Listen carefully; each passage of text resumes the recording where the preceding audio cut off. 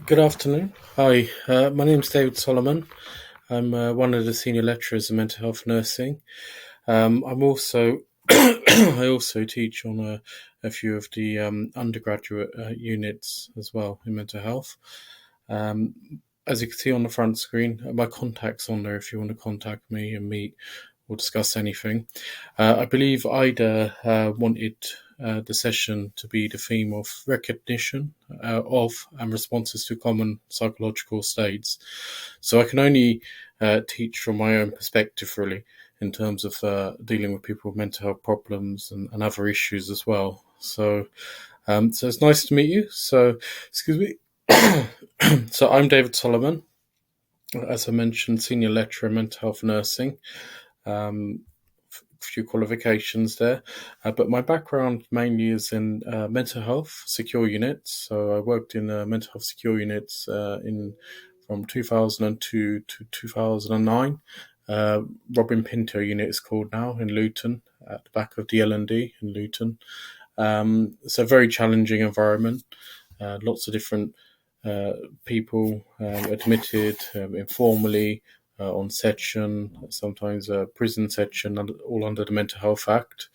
But I've spent a lot of my career in substance misuse services, which I enjoy the most because you can get to see the best of both worlds, really. So, with substance misuse, you see lots of different types of disorders, mental health disorders too. Lots of social issues and lots of MDT work. So I've really enjoyed that in my career.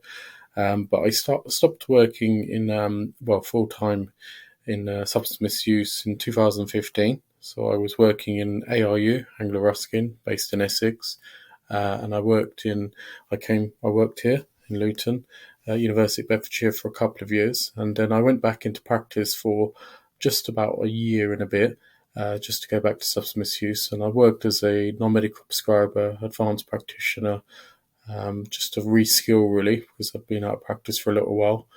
Um, and I worked in Hertfordshire University as a research fellow very briefly after I finished my doctorate.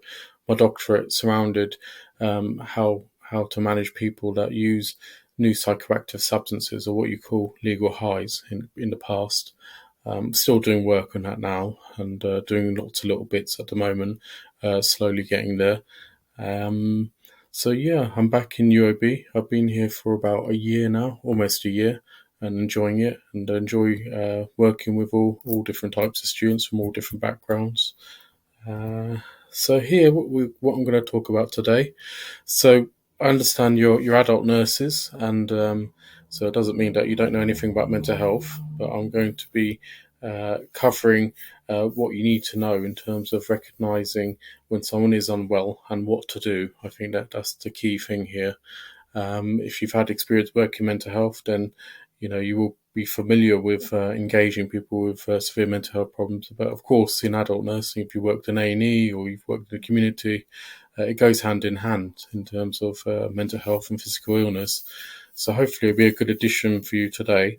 I won't be exploring in-depth assessment procedures with you, but I'll help you recognise risks, assessment, and the basic algae, which is appropriate for your for your group.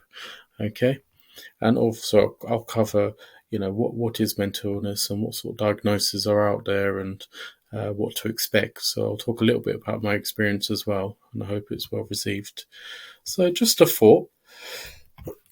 So this scenario. So Jamie's 25 years old. He's a second year nursing student at University of Bedfordshire.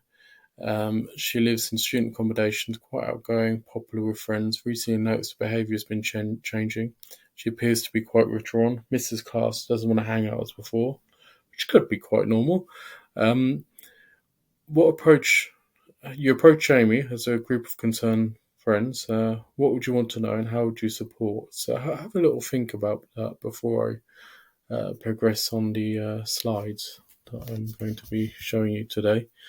Um, so immediate thoughts were possibly could be, you notice a change in her behaviours. That might be a bit of a concern. She's quite withdrawn, missing classes. So, maybe something's going on there. Maybe it might not be a mental health problem, but you might want to think about how you're going to approach Jamie. being a concerned friend. So this is quite a typical scenario of someone that may or may not have a mental health problem. Okay, so the question is, what is mental health? Okay, so the World Health Organization, they've always forwarded this same view, the same sentence here, the same opinion on mental health is a state of well-being that enables people to cope with the stress of life, realize their abilities, learn well and work well, and contribute to his or her community. So that could mean that it depends on how someone copes, how they manage, um, whether they are able to cope with stress in the same way we all do. But then again, the statistics indicate that at least once in our lifetime, we're more than likely to have a mental health problem ourselves. And as you know, the common theme is 1 in 4 people have a probable mental health disorder. However, statistics have changed, particularly after the pandemic. The focus tends to be on younger people and also older people. The age ranges have increased. However, statistics have got a bit blurred since the pandemic, since we've all been inside really, and maybe it's been underreported as it usually is. But there's also issues in practice. So, in terms of the latest statistics, most up to date, so 1 in 6 adults experience moderate to severe depressive symptoms. Okay, so severe meaning someone is clinically depressed.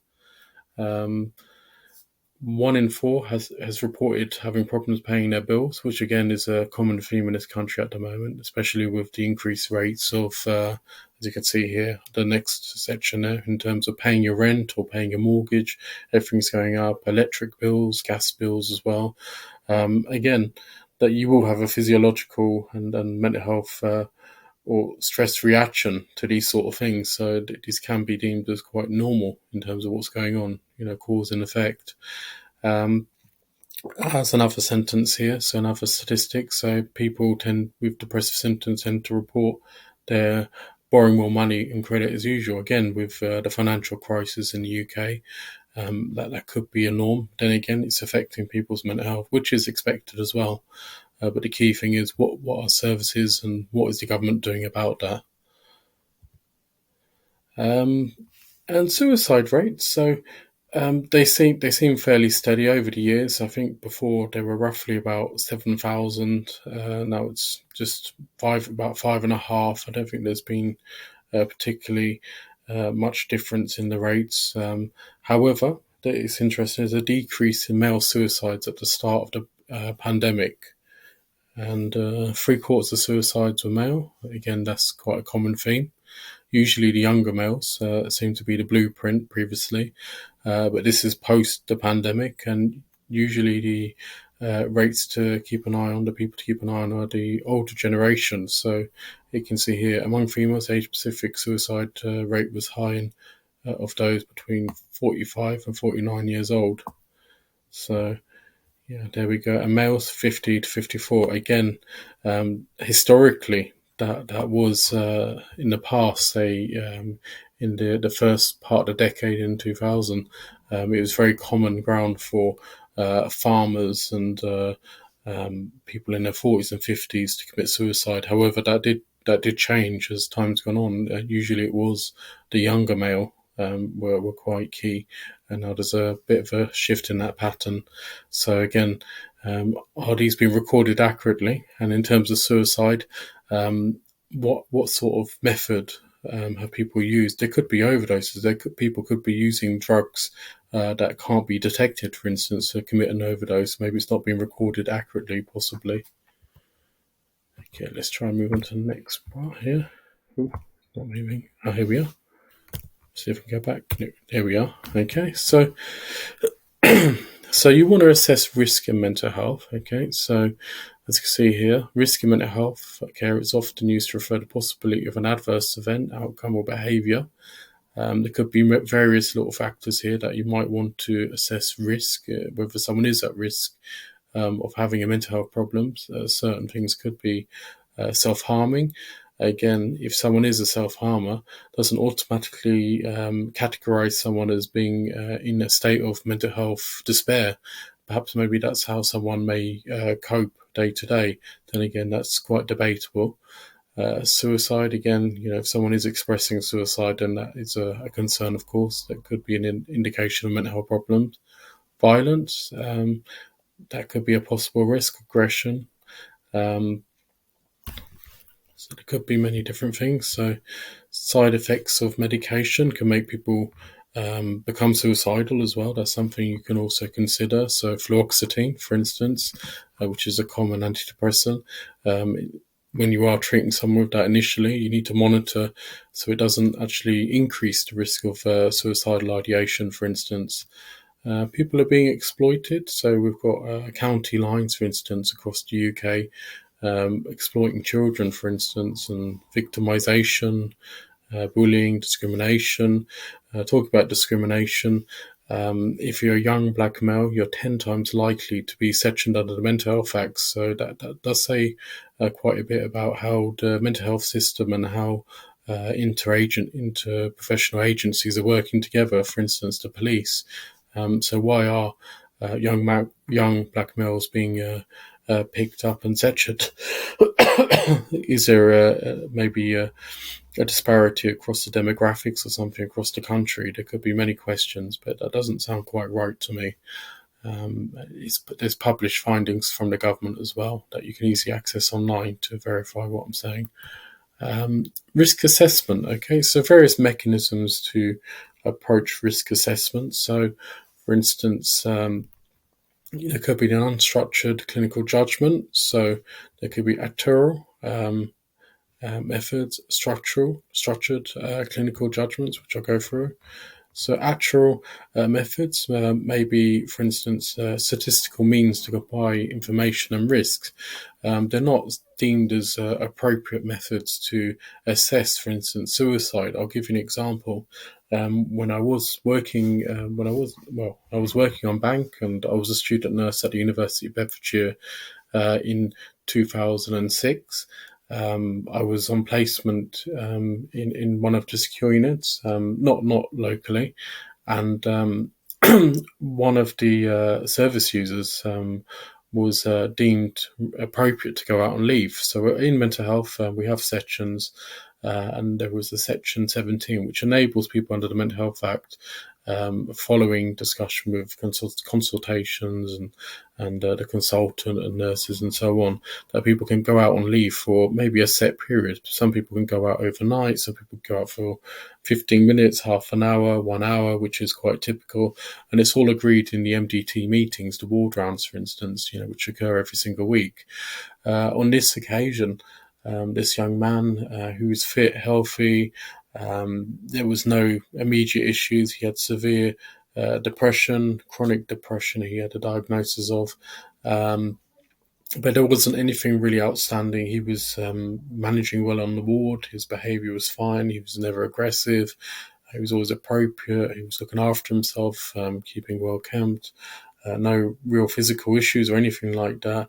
Family were visiting quite frequently. Everything seemed to be quite normal, and he was just awaiting a discharge. I think that's what it was. And on this occasion, the nurses deemed that, okay, he seems fine. He's never been an issue before. Again, that's an assumption. And again, that could be a statistical means. Actually, it hasn't happened before. It's unlikely to happen again. It's unlikely to happen. Anything's unlikely to happen, if you know what I mean. So he's been up before. He's well.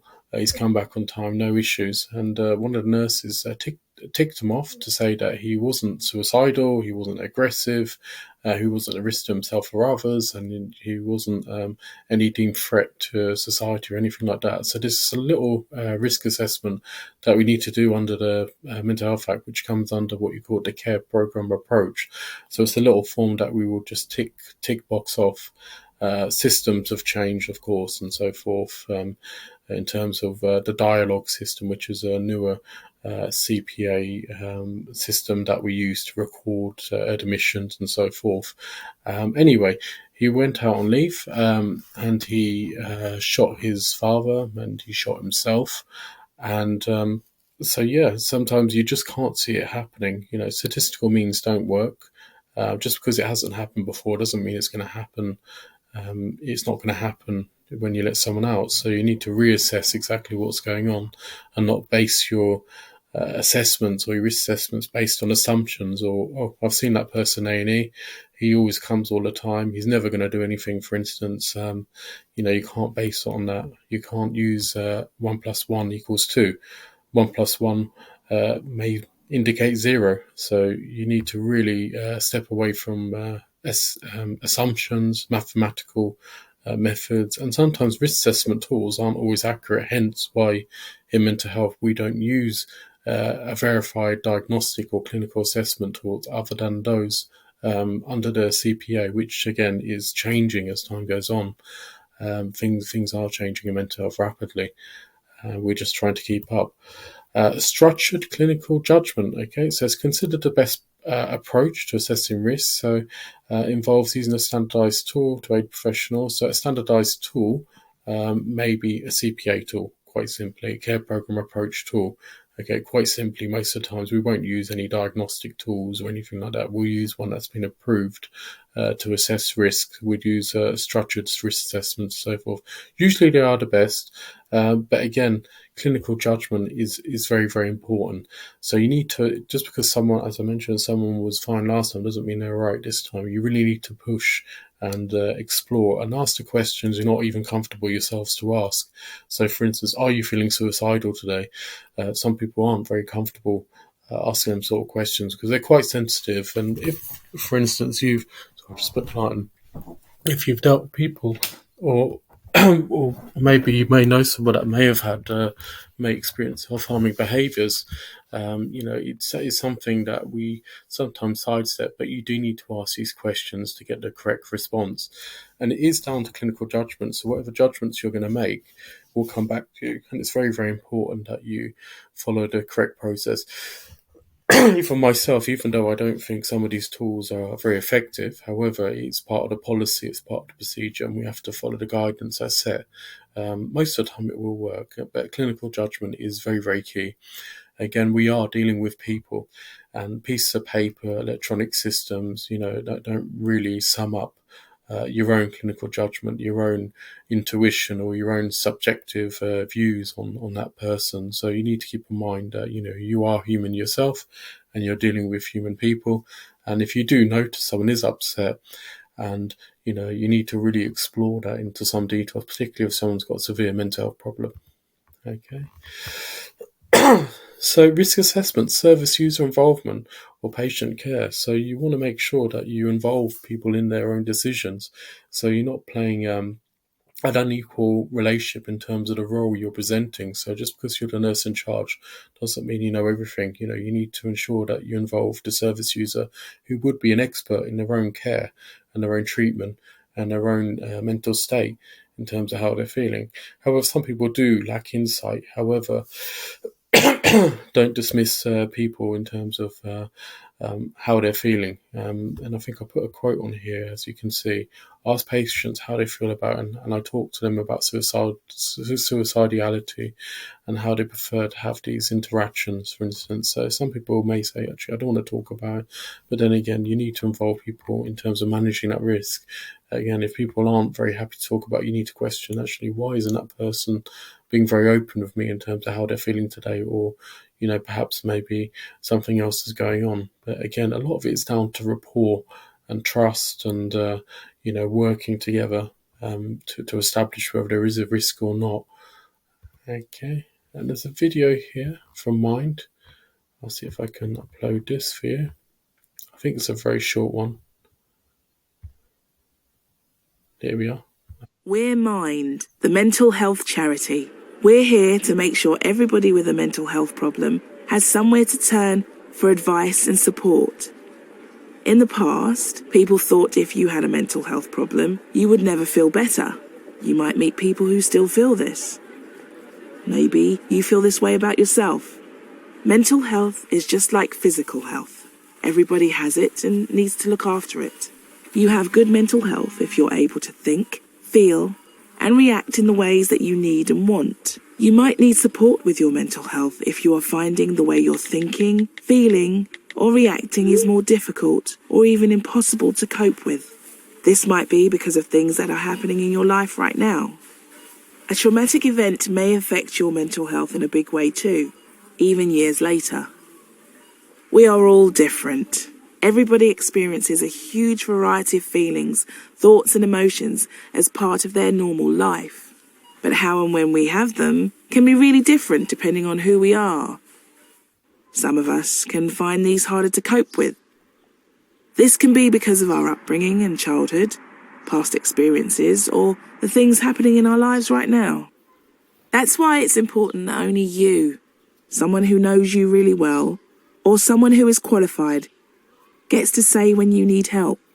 If your feelings, thoughts and reactions are getting in the way of how you want to live, if you feel things aren't right, if you feel like you need help, you can ask for it. We're not going to pretend it's easy. Mental health problems can change your life, and for some they can be overwhelming. But that's why Mind is here. We're going to face it with you. We'll listen, give support and fight your corner. To find out more, visit mind.org.uk. Okay, so that's a good little video there. I'll just go back to the slides here. Okay, so mental health and wellness. So this is what you need to know. So you as a group, you're looking at psychological states, but perhaps maybe you want to learn a little bit more or not. But at the end of the day, you need to know about mental health and wellness. Okay, so positive mental health allows people to reach their potential, cope daily, day to day, work in communities, a bit like the World Health Organization has said in terms of their statement. Ways to ensure positive mental health: getting active is very important, seeking help, engaging with people. So I'd probably call this the recovery approach more than anything. So ensuring that you're meeting someone's own mental health and well-being. A lot of research indicates the recovery model enables people to engage with other people, network with other people, hence recover from mental health problems and illness. It may not eradicate certain illness and certain symptoms, for instance, hearing voice and so forth. However, a lot of evidence does suggest, stemming from the 70s and onwards today, you probably hear about recovery, the recovery model, recovery orientated practice and so forth. It is a mechanism to ensure that people are looked after in terms of they do engage with people, they are engaged with their families, friends, their well-being is being met, for instance, other than those who are isolated. So if you are isolated and you don't have much social support and so forth, naturally as a human being, you're not going to be well. I think that will be for most people really more than anything, not to generalize. Okay. So a question for yourself. So what is the cause of mental illness? In terms of the theme for your group, so recognition of and responses to common psychological states.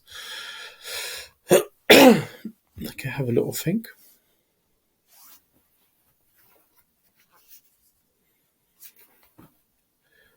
Okay, so one good definition from a mental health nurse who works in the University of Middlesex, Herbert McWeeby.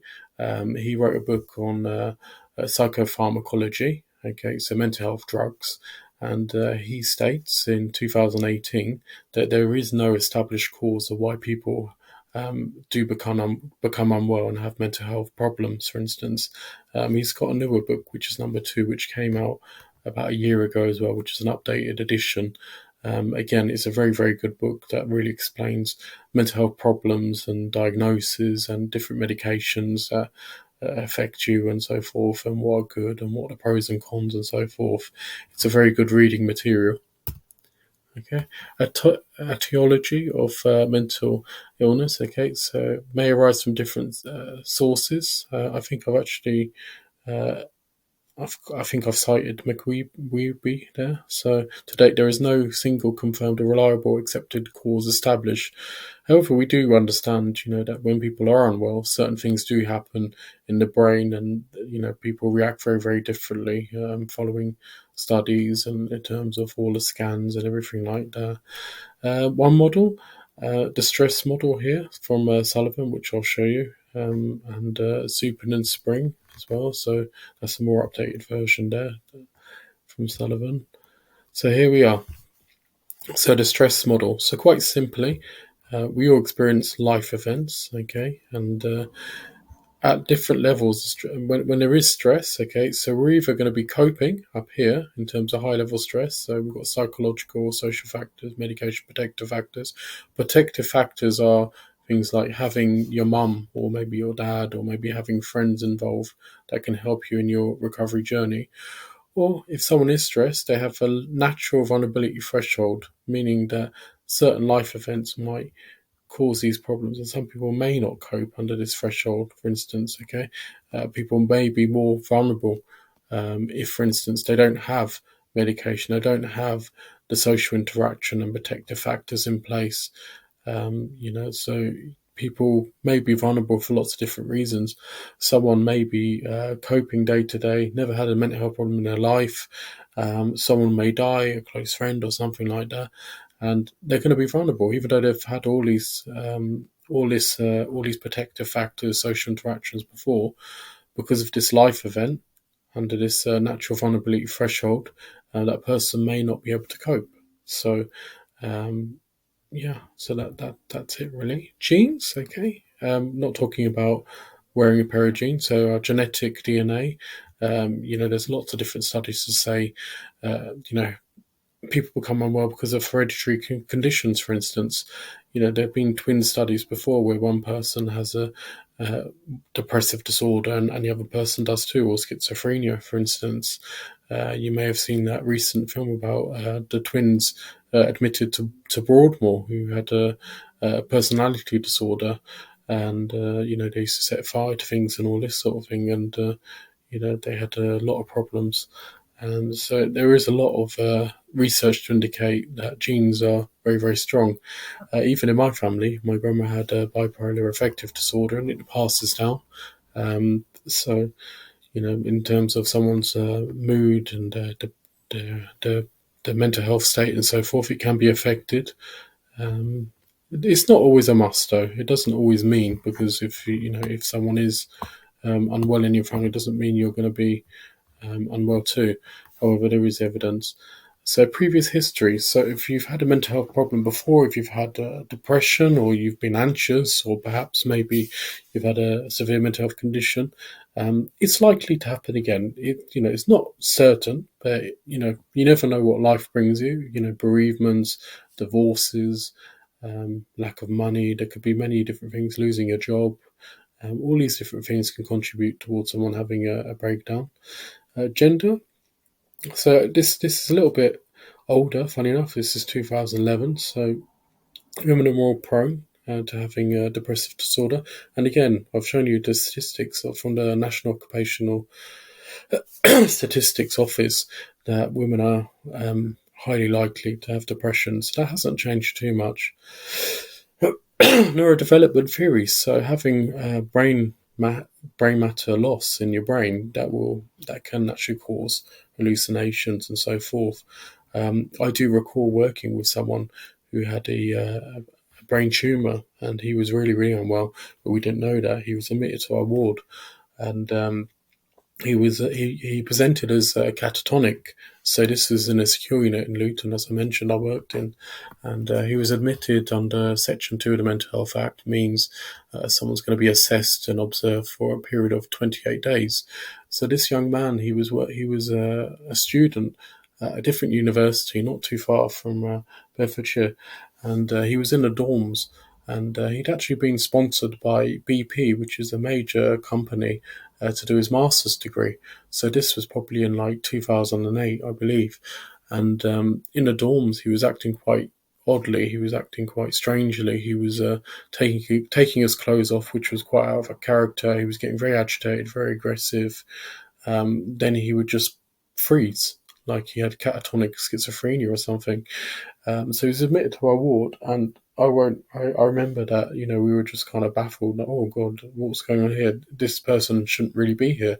That was our first impressions, because we thought maybe he needed to be in a neuro department, or maybe perhaps he needed some tests and so forth to find out what was going on with him physically, or whether this was a long-term condition or something.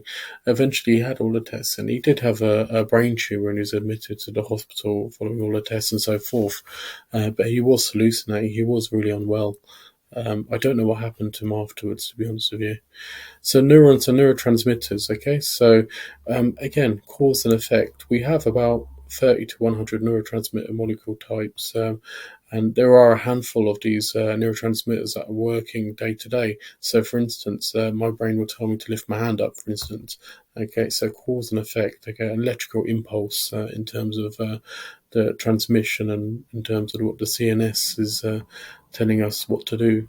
Again, with the brain, um, we have dopamine, we have serotonin, and so forth, and we need to have that natural flow. So having, for instance, an excessive amount of dopamine in the brain is usually a happy chemical. So if you eat chocolate, for instance, you're going to get a nice response in your brain. You're going to feel good naturally. Oh, I love chocolate, and so forth, and that affects other elements in the brain called a nucleus accumbens as well. So quite simply, when people may be psychotic, what we do know about mental health problems is when someone is psychotic, they have an excessive amount of dopamine in their brain. It's uncontrolled, and antipsychotics are an inhibitor, and they help block the neurotransmission of dopamine, if that makes any sense, like a bit of a gate. However, with depression, as you know, this is common sense that we will have a lack of serotonin flowing in our brain, and people become very disinterested. They can lack concentration, they'll lack motivation, and sometimes the will to live, and so forth. And what with the antidepressants, they help the SSRI, serotonin.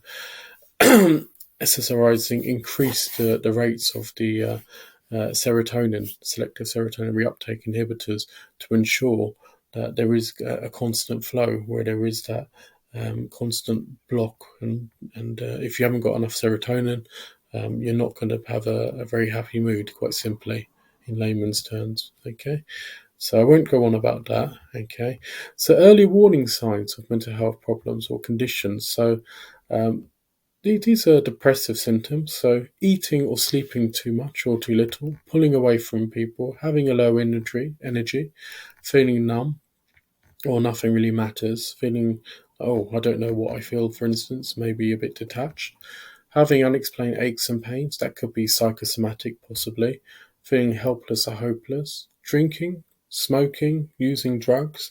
Again, we use these things to feel good, but then again, if you use too much of these chemicals, they can cause problems. Um, Feeling unusually confused, forgetful, on the edge, angry, lots of different emotions here. Yelling, fighting, mood swings, persistent thoughts and memories. So looking back in terms of, maybe someone died or something like that, a bit like the mind video, that little clip I just showed you. Hearing voices or believing things that are not true. So it could be paranoia, for instance. If you're feeling like, oh, people are out to get me, that could be a sign of a mental health problem. Thinking of hurting yourself or others, again, this is that could be a possible mental health concern. Inability to perform tasks like taking care of people, of your kids, and going to work, just doing the normal day-to-day things. Again, these are possible concerns. Risk factors. So I've already mentioned a few risk factors previously. So a prior episode of mental health problem. Again, if you've had a mental health problem before, it's more than likely going to happen again unexpectedly, but you just have to keep safe and keep your coping mechanisms in check.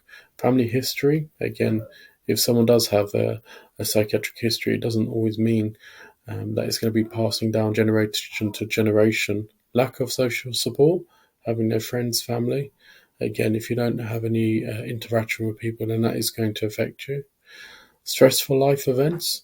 So again, that could be bereavements, divorce, losing a job, as I just mentioned. Substance abuse or substance use, using illicit drugs like cocaine to maybe blot out feelings that you don't want to think about, or perhaps maybe you just want to feel high. But again, that could turn into abuse, and that can affect your mental health well-being. Medical comorbidity, so having, for instance, cancer. I remember I did a session for the Macmillan nurses when I was working in Essex, in Southend, in Basildon, and they're very, very eager to learn about interventions for depression, anxiety, and so forth, because it goes hand in hand in terms of if someone does have cancer, then yeah, naturally, you may feel quite depressed or very anxious about your diagnosis, for instance. Okay, it's always worse than it seems, depression. Okay, a few symptoms of depression for you to keep your eye out for in terms of someone's psychological say. So, feeling sad, anxious, or empty all the time, sleep problems, waking up early, insomnia could be, for instance, or sleeping too much. Sometimes sleeping all day, negative effects of depression, not being able to get out of bed, losing interest in things that you normally would like to do. It could be even watching TV. You can't even concentrate and watching 5 minutes of TV.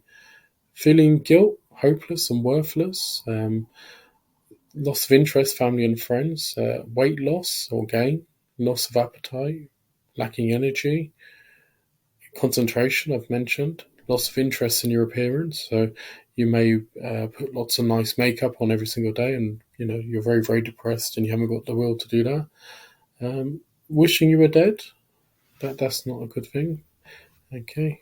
Suicidal thoughts as well. So it's important to explore these thoughts, particularly if someone is depressed, so you can seek the right action. So if someone is depressed and you're working in your own capacity, for instance, you might want to seek the help of the mental health team. It could be in A&E, which we have the psychiatric liaison service in Luton and even in Bedford as well. I know the people in Bedford.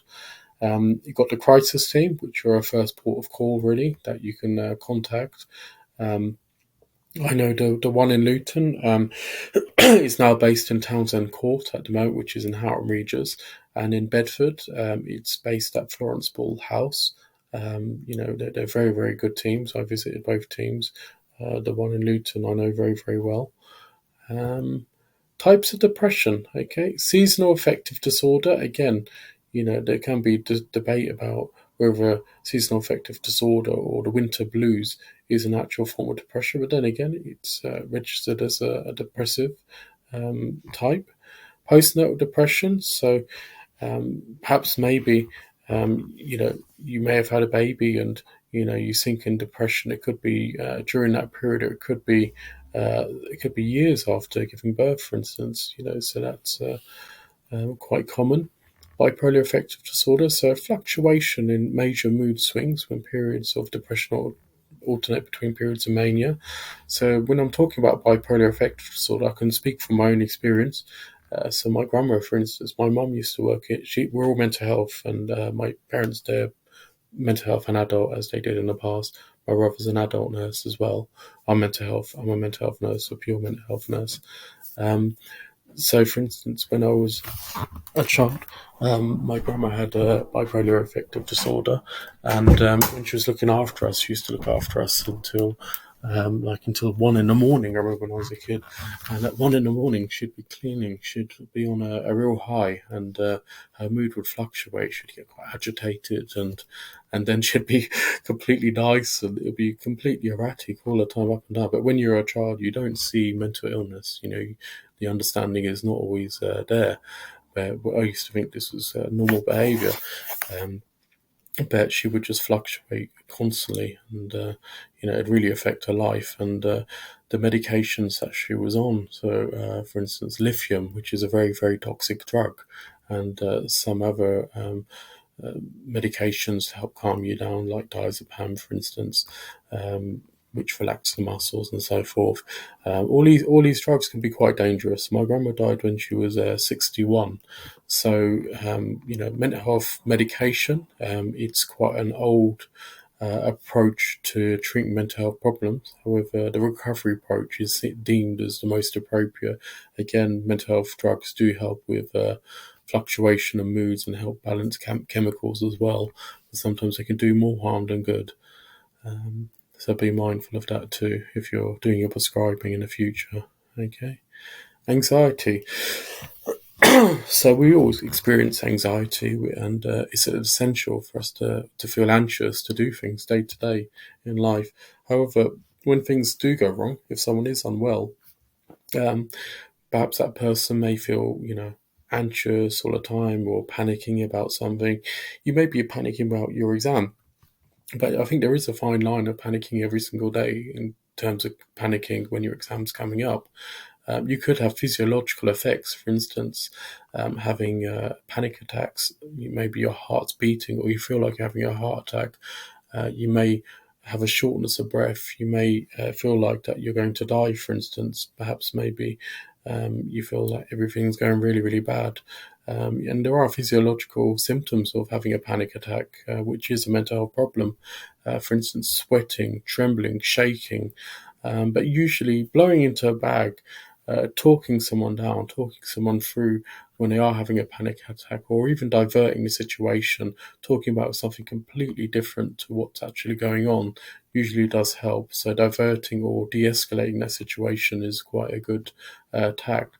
And I think I've put another couple of physiological problems that do occur from the autonomic nervous system, such as dry mouth, and sometimes everything inhibits when you're having a panic attack, for instance. So there is a physiological cause. However, a panic attack or an anxiety attack may be a cause of with stimuli or no stimuli at all. There may be a cause, or maybe there may not be a cause.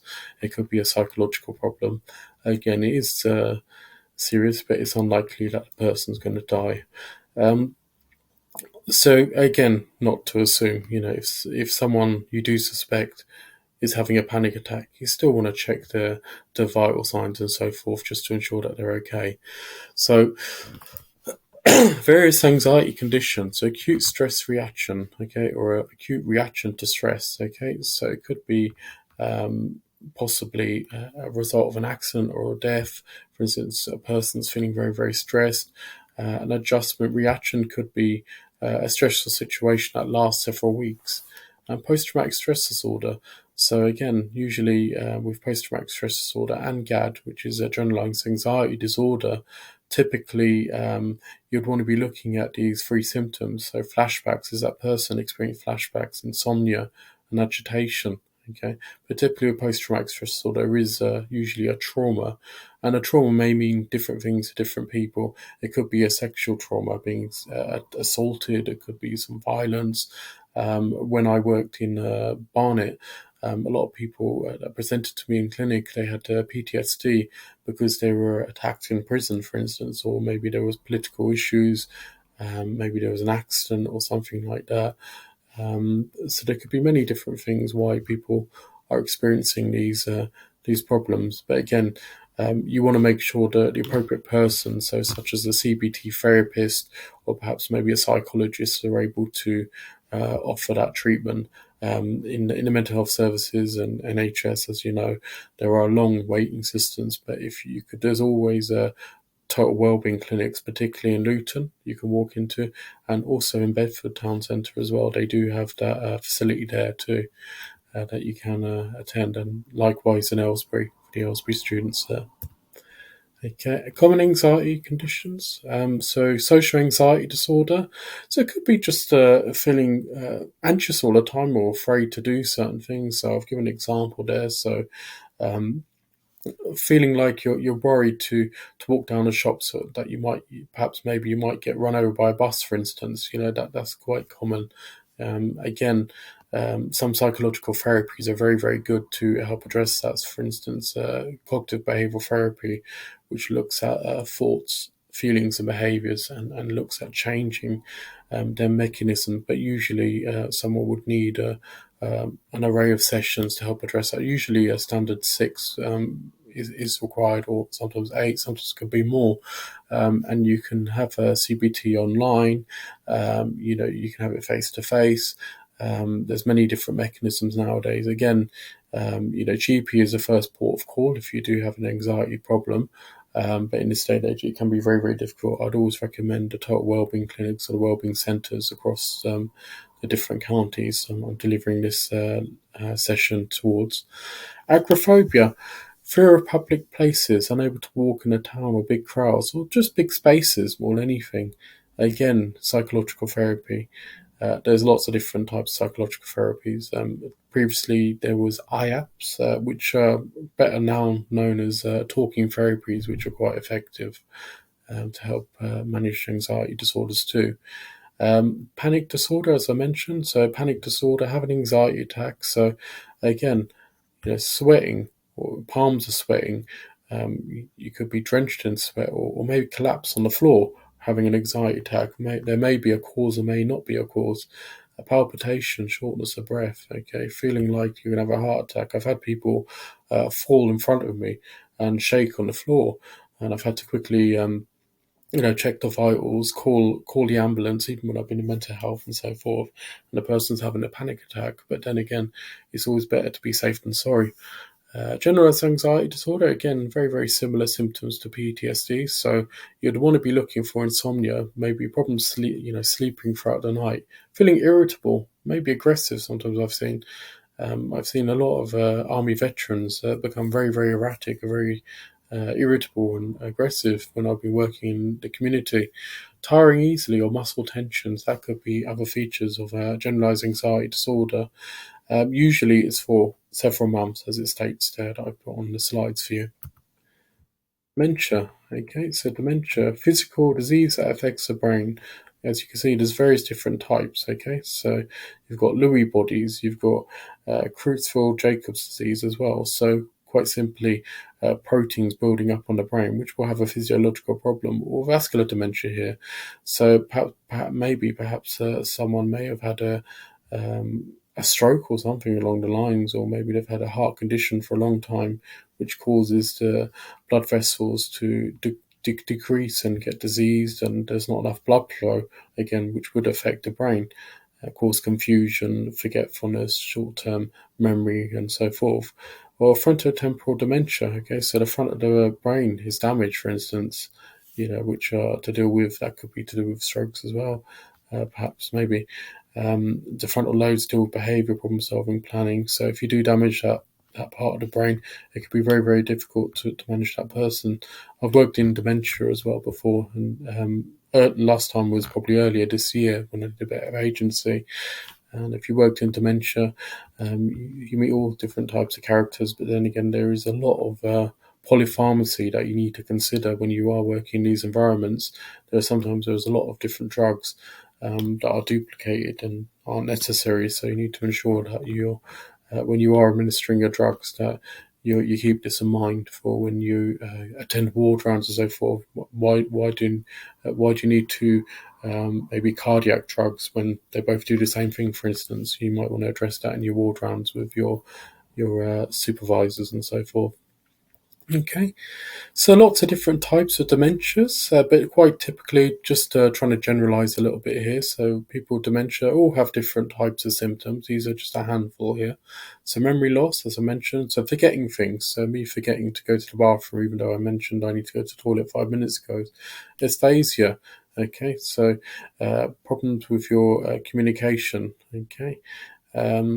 Apraxia, impaired learned motor skills. Not so if you were, for instance, mechanical engineer and you can't even operate a DVD player, that could be a problem. Impaired visuospatial function, so forgetting how to get to the shops or forgetting how to get back to your room if you do work in dementia.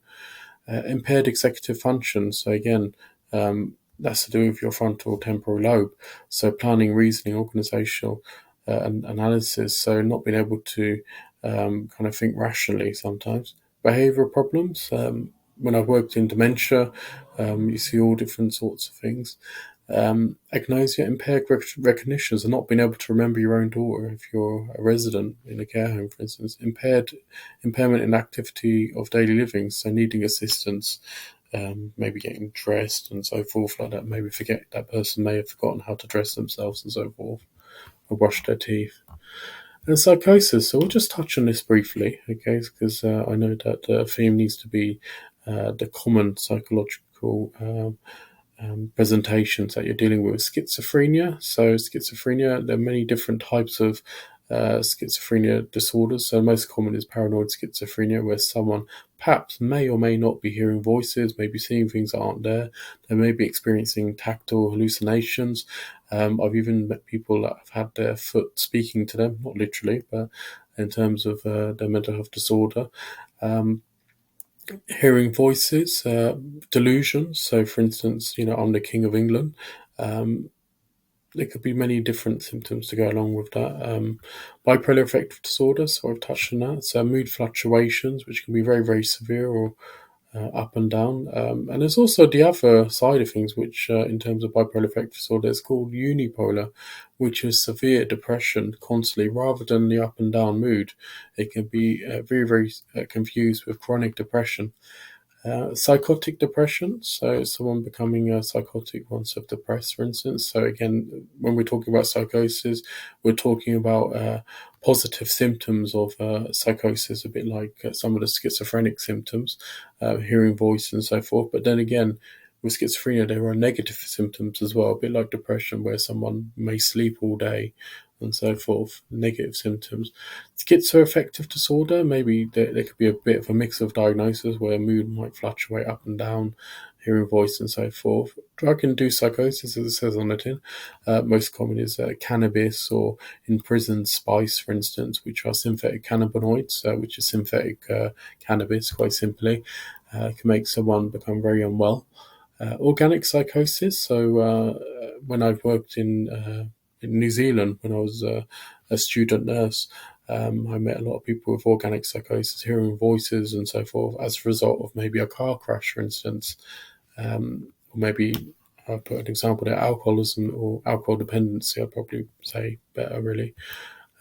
Symptoms of psychosis, so difficulty concentrating, depressed mood, sleeping too much or not enough, anxiety, maybe feeling suspicious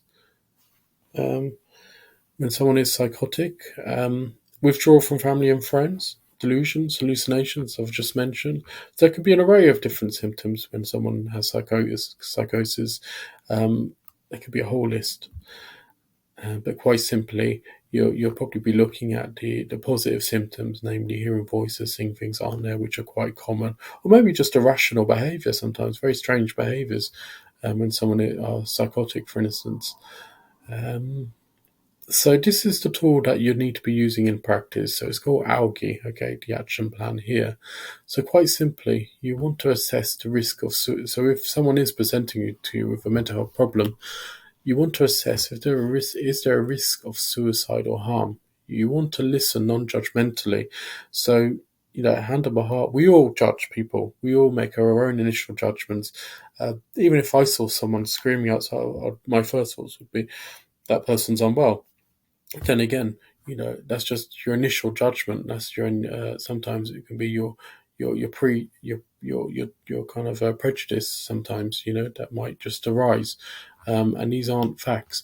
So you need to ensure that you listen non-judgmentally, meaning that you need to listen to that person in terms of what they're expressing to.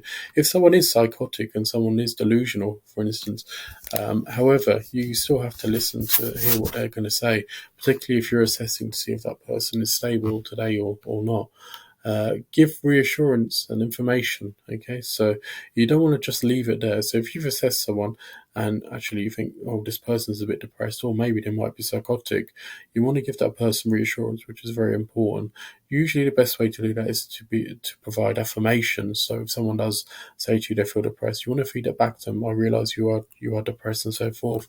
What I'm going to do for you today is we're going to refer you to the crisis team if someone is suicidal, for instance, or perhaps maybe if someone does have depression, or perhaps maybe we need to liaise with your GP, or perhaps if you're in A&E, we need to liaise with the psychiatric liaison service, for instance, or if you're in a community, it could be the community mental health team, for instance, or the wards. So information and acting on that information is very, very key, particularly in your roles. Encourage appropriate professional help. Again, if someone has had schizophrenia all their lives and they've had it for 30 years or something, it's very unlikely the voice is going to stop if for instance, it's very chronic, and they've had paranoid schizophrenia all that time. So you want to make sure that it's appropriate. Again, you want to work in your own competency. Like myself, I've had people come to me having heart attacks because I'm a prescriber, a non-medical prescriber, and they've deemed me as a doctor.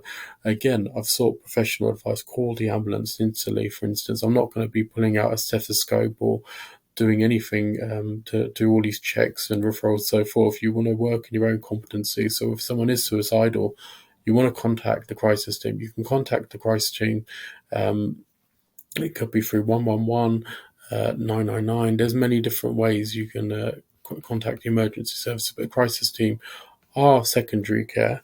However, if you dial 2 and 111, you can get through to them, and that's probably appropriate. But then again, if someone is suicidal and they're telling you they're going to commit suicide, and you do have your own intuition, your own inkling that something isn't 100%, you can ring the ambulance. There's no problem with that at all.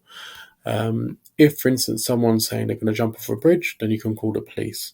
I've done that before when I've seen someone in the community and they've said, actually, I'm going to kill myself now. So, me running after someone is not the best appropriate thing to do. You want to call the police. They're going to be very rapid. They're going to have their own. Police can have the powers of Section under the Mental Health Act too. So it depends where you are in terms of what appropriate help and professional help that person may need. It may be a GP referral. So if someone is experiencing a bout of depression that they may have had for X amount of time and it's resurfacing again, maybe it could be an anniversary of a death or something like that, appropriate advice to see the GP, and GP surgeries do have access to counsellors and so forth. Again, you do want to assess what's appropriate. I would definitely say to you, just contact mental health services and let them carry on with the assessment, the appropriate assessment. Okay, always work in your own competency to ensure that you save someone's life there, and you will save someone's life if you act quickly. Encourage self-help and other support strategies. Again, there are different avenues people can attend. If, for instance, someone is lonely, they don't have any friends, and they are starting to feel a little bit depressed, but not quite there yet, you do have other services like Mind as well, which are a very good charity service. You have other mental health services as well. So, for instance, there's Crisis CAFs that have been created, particularly in Bedford. I was there at the launch when they introduced Crisis CAFs when people need to engage, or if they're in a crisis, something like that. There's lots of different online sources too that are available too. Okay, if someone is suicidal, you need to ask about it. Okay, even if someone doesn't want to talk about it, you need to really explore what's going on. And again, if someone is suicidal, you need to treat it seriously and don't dismiss it. I've seen the worst things happen before when people have dismissed it.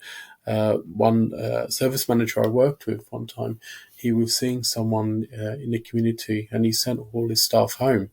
And this one man kept coming week after week. I'm feeling suicidal and so forth. This nurse, who was a service manager, he didn't do an effective assessment. He didn't do a risk assessment effectively. He didn't do any notes and so forth. And this person died. They committed suicide. And it really came back. It hit the service really, really bad. He lost his job. And he was eventually struck with the register because there was a lot of things that went wrong. Not just that, if you refer to the NMC, usually there are a lot of different things that happen. Sometimes it could be a one instance, but there were a few things going on there. But you really want to explore, are you having suicidal thoughts? Can you tell me a bit about them? Okay, and you want to ensure that you call a crisis team 111-2 or call them directly. Call the crisis team directly wherever you're based, whether you're in Oxford Health or you're in Elft, wherever you are.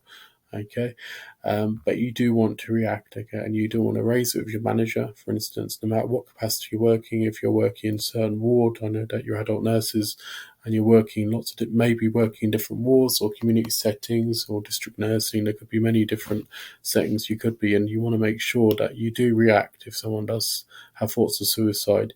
I never left it lightly when people did tell me they were suicidal, but then again, you do need to make that assessment and you need to gather that information, and you need to process that information, which is very, very important. Okay.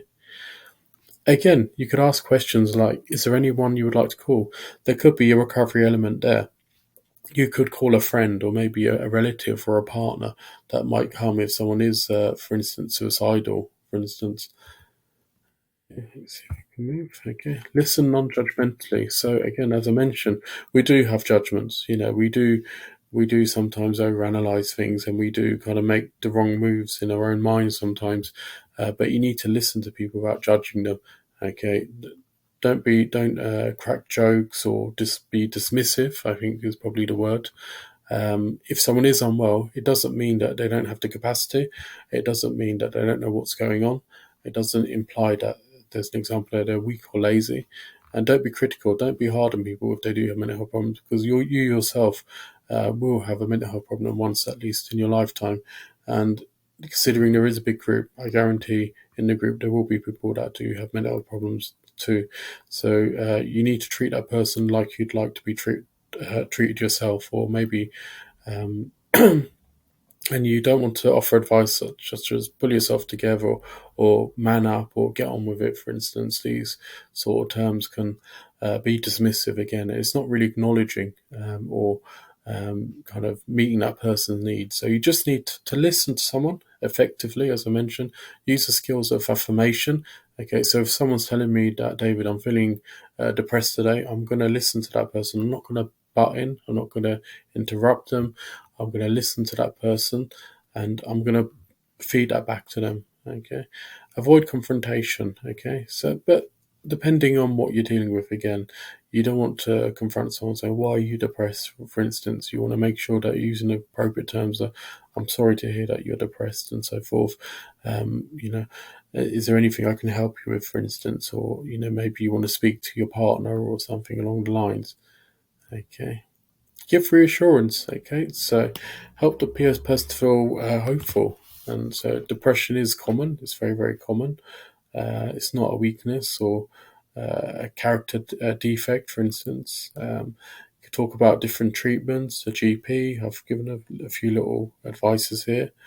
You might want to give some advice, maybe some exercise, for instance. If someone does have reoccurring depression and so forth, you might want to say, why don't you go for a walk, or maybe go on this group, or maybe join this app or something like that, or maybe eat this food. So, I mean, even food itself can make people feel quite lethargic and so forth. You want to promote good nutrition too, and fluids, and which are all our basic needs.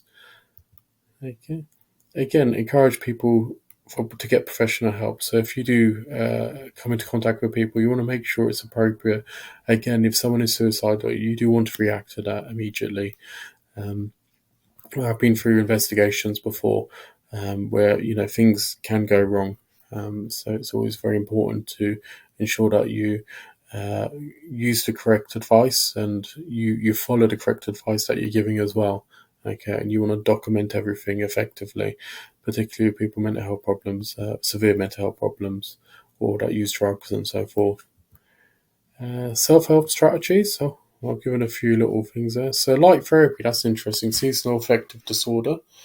Okay, so exercise, that can increase lots of different type of neurotransmitters like dopamine, serotonin, and so forth. Acupuncture, so lots of different things. Yoga, could be going to a class. Medication can help too, depending on what's being presented. But keep in mind St. John's Wort. I know it's one of the recommendations here. Following, I think that was from Algae Training. St. John's Wort can interact with some antidepressants. So always make sure that if someone is not on any medication or isn't on any antidepressants, that you want to make sure that you forward them to the GP. If, for instance, the person had the first bout of depression, for instance, mild depression, for instance, the St. John's Wort can cause issues and poor interactions. Okay, and there's a few pointers here. So ELF crisis team, sorry for those in Luton and Bedford, but keeping in mind Oxford Health as well, ensuring that you know the different contacts in your area too. There's a few helpful sites there: Sane, Mind, Depression Alliance, Samaritans, and so forth, and some references for you. Okay, so what I'll do is I'll ensure that I'll put enough information on there for you to read throughout your session. Okay, and I hope you've enjoyed that talk over of that PowerPoint session for you. But please, can you read some of the information I put on there, just to make sure that you fill your time, because I believe you need to fill in about 2 or 3 hours. Okay. Thank you very much. Please contact me if you need.